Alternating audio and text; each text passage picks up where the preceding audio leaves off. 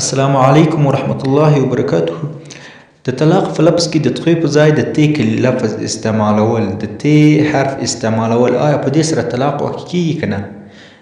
مسلمانانو که چیرې یو چا خپلې ښځې ته طلاق ورکاوه، د طلاق په لفظ کې د تخوی په ځای باندې د تی حرف استعمال کړ، یعنی طلاق یو طلاق، او یا د غټ قاف په ځای وړ کاف استعمال کړ او داسې وی طلاق طلاق، نو په دې وخت کې طلاق واقع کیږي که نه؟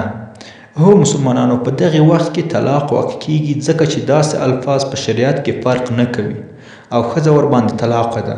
همدارنګه که چیرې د قاف په ځای باندې د غین حرف استعمال کړي، لکه داسې وایي چې طلاق یا طلقتک یا طلقتکتک یا دا رقم شیان ووایي، په دې ټولو صورتونو کې طلاق واقع کیږي.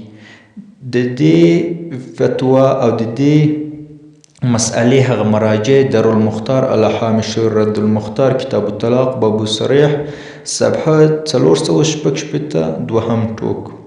همدارنګه فتوای عالمگیری کتاب الطلاق فصل ایقاع طلاق صفحه 350 لومړی ټوک. همدارنګه اعلی السنن باب الطلاق صفحه 3888 اتم ټوک.